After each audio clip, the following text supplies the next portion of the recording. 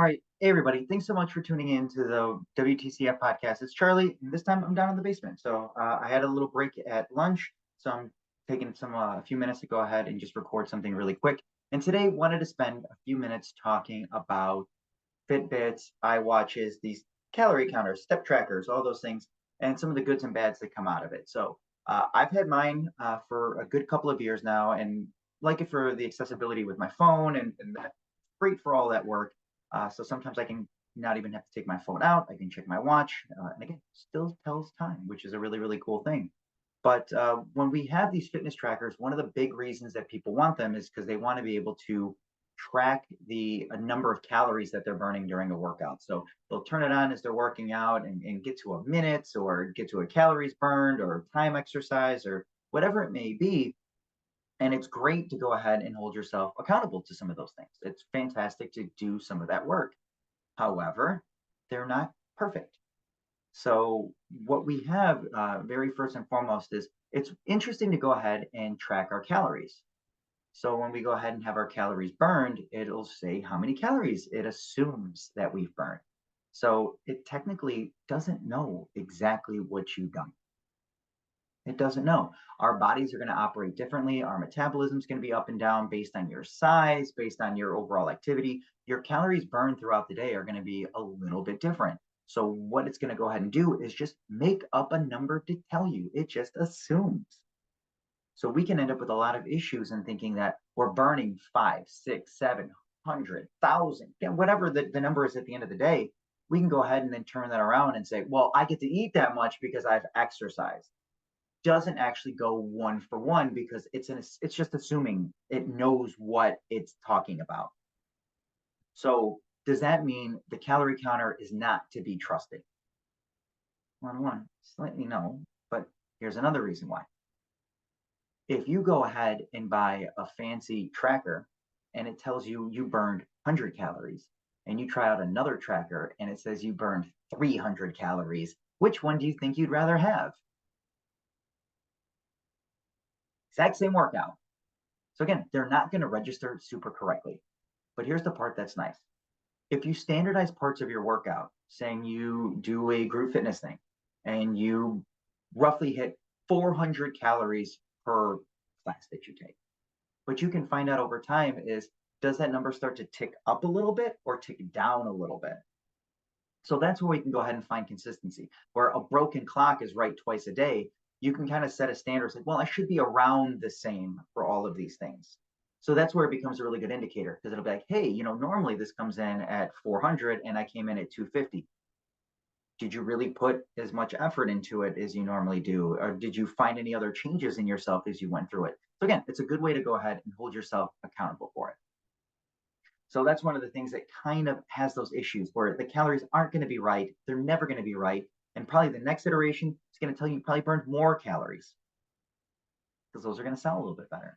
But one of the things that's kind of nice about it, some of the other features that are nice is like tracking your steps. Now, I know if I sit here and just move my arms around, it'll go ahead and track my steps.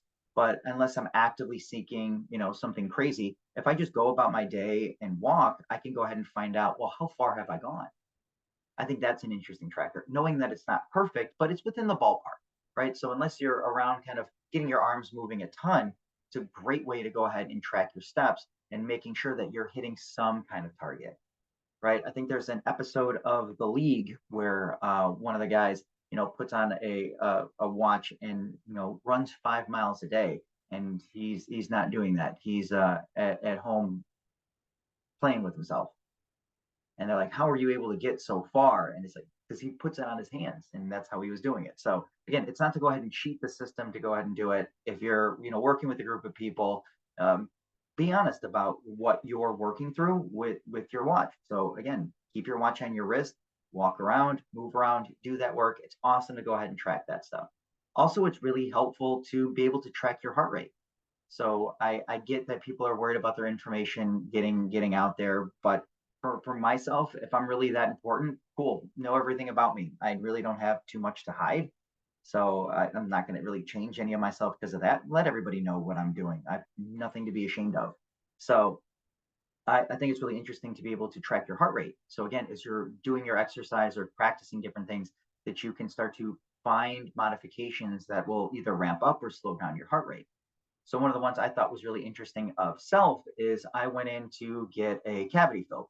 So they're sitting there drilling my teeth, right? I get numbed up, they're drilling away at my teeth. And my watch goes off. And I go and glance at it, and it says my heart rate has been under 54 beats a minute for a while.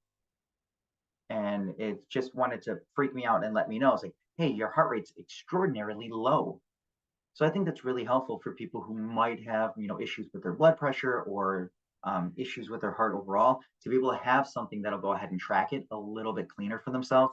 So you can kind of see where you're at throughout the day and kind of get a sense of what is your natural resting heart rate. Resting heart rate should be around 60, 65, maybe 70. Anything higher than that, if you're sitting still, your heart's working really, really hard. And your heart is a muscle that never really gives up until the very end. So you want to make sure that it beats strong and it's able to go ahead and do its work for an extended period of time. Because if your heart doesn't beat for a few minutes, you're going to have a really, really big problem. So making sure the heart is strong and being able to do that, getting your heart rate up and bringing it back down under control becomes incredibly important. So it might be something that helps you with that. Let's see, what else did I have on here? It could be really helpful to measure your consistency. So a lot of these ones will say if you go and do a workout every day, you'll get like a special pin or a medal. I think that's great for consistency. So again, consistency is probably going to be one of the best things that you can set up for yourself to achieve a lot of your goals overall. Just think you spend time doing anything a little bit more, you're going to get better at it. Think the very first time you tried something, you probably weren't great. After you tried it for a while, you probably got a little bit better. And if you did it for a long time, you become an expert at these things. So it becomes one of those other markers to make sure that you stay nice and consistent. I think that's all I really have. It's just a couple of really quick notes. This doesn't need to be super long standing, 5-hour podcasts about stuff. Sometimes it's just something really, really quick and to the point. And again, if you have other questions around your watches, again, use them to hold yourself accountable. Know that they're not going to be perfect when it comes to tracking your calories and give them a go. So on that note, good luck.